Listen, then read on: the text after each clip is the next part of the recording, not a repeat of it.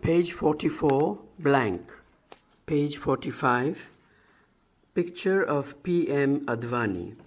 Page 46, blank. Page 47, Chapter 4, P.M. Advani, a multifaceted educator. Paramanand Mewaram Advani can be considered a true friend of the blind in this country. A selfless and dedicated worker in the field of blind welfare, he decided to educate the visually handicapped by choice after relinquishing a lucrative job as principal of the Sindh National College, Hyderabad. Though not blind, he learned Braille to be able to teach effectively and with confidence. He made relentless efforts for developing a uniform code of Braille for different languages of India. When few could think of rehabilitating the blind in pre-independence days, he had the rare vision of applying some sound principles of pedagogy to educate them.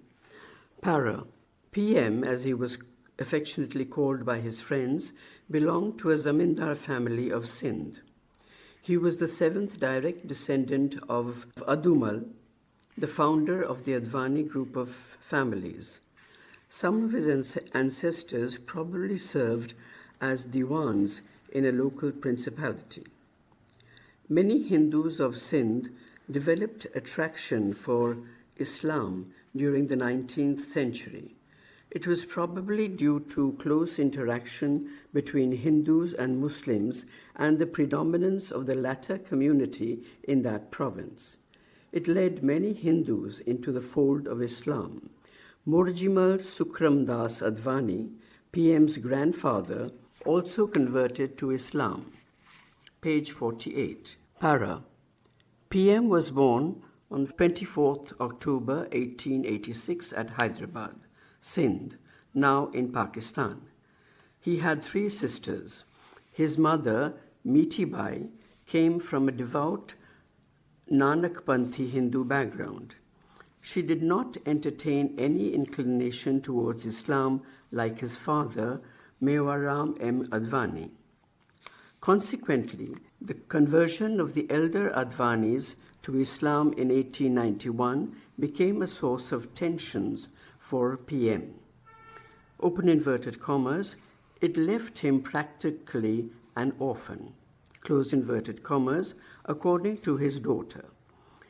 The conversion turned out to be a virtual tug of war between his parents, since each one of them wanted to take possession of the young child. The legal battle continued for 3 years before he was allowed to remain with his mother as a Hindu. The bitterness generated by religion explains PM's lack of interest in the rituals of Sanatan Dharma or of Islam. Para. PM's father later married a Muslim woman and raised a family of 6 sons and 5 daughters. Mitibai was naturally apprehensive about the safety of her only son. She thought that her former husband could steal her son any day.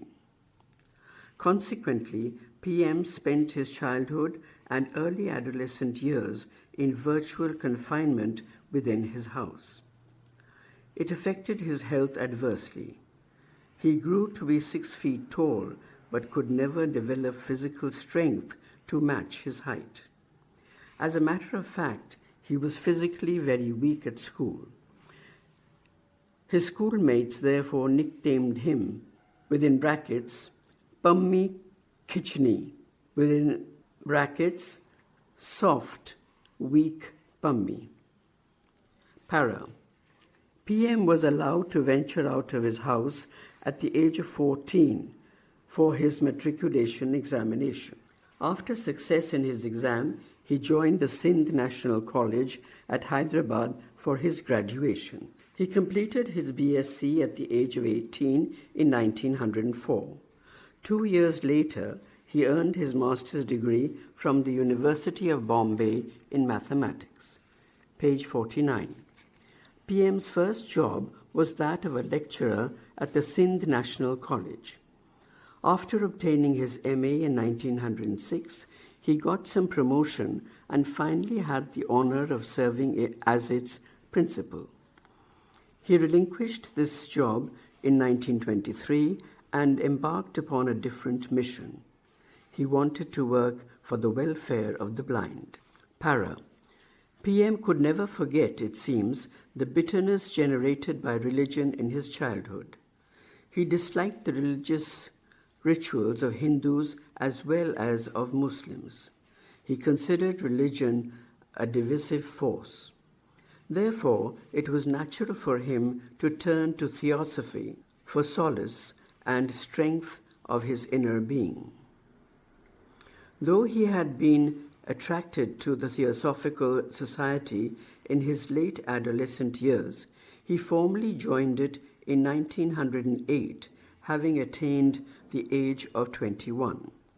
Subsequently, his association with it continued till his last days. Para.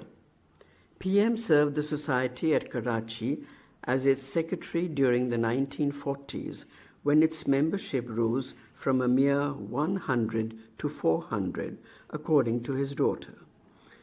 His elder daughter Savitri was made its member at the age of 6 and his younger daughter at 2. Savitri left Karachi much before her family members to join its headquarters at Adyar, Madras, for a job and lived there till her death in the late 1980s. After massacre of some Sikhs at Karachi and frequent threats to his own life, PM too left Karachi for Bombay, where he stayed for about 6 months. He then went to Adyar to join the Theosophical Society as its part-time employee. He served it as a national lecturer. He lived there till 1974, lecturing and devoting his leisure time to its first passion, development of a uniform Braille code. Para. Open inverted commas. Though PM never joined any political party formally, he was a nationalist and a humanist. Close inverted commas. According to Mr. I.K. Gujral, former foreign minister and a longtime friend of PM. Page 50. He was interested in understanding various political currents without involving himself in the political process. He was an anti-imperialist at heart, but did not become an active member of any anti-imperialist group. In other words, he was active at the intellectual level only. He joined the Friends of the Soviet Union, a group formed during the World War II. Open inverted commas. He used to come to participate in discussions since he was interested in getting an insight into the prevailing political problems in the country and elsewhere. Close inverted commas, recalled Mr. Gujral. He was not in favor of partition of the country. When it did take place, he could not come to grips with it easily. It is borne out by the fact that he did not leave Karachi until it became almost impossible for him to stay there. His participation in the Home Rule League in Sindh is yet another example of his nationalist character. Para. He was also sensitive to problems and difficulties faced by others. Mrs. Sheila Gujral related an incident with considerable feelings. It was when PM was bedridden after his hip fracture and lived in Bombay with one of his relatives. Open inverted commas. He greeted me with a smile when I entered his room. He did not talk of his ailment, though I knew he was going through a very hard phase of his life. He insisted on my taking the apple lying on his table. I was in a fix whether to take the apple or refuse it, since I knew it was his ration for the day. But ultimately, I had to take. Close inverted commas. She related another incident. Open inverted commas. Having once known my fascination for roses, he would send me roses on Sundays from his own garden. Whenever I see roses now, I am reminded of PM. Close inverted commas. Page 51. According to Anne, PM's younger daughter, he had a good knowledge of homeopathy. He had also obtained St. John's Ambulance course in first aid and kept the necessary medicines at home for treating his blind students and other inmates of the school at Karachi. Para. Though PM was born in a traditional family, his views on social customs were modern because of his liberal education. Parda system was common in those days, but he was against it.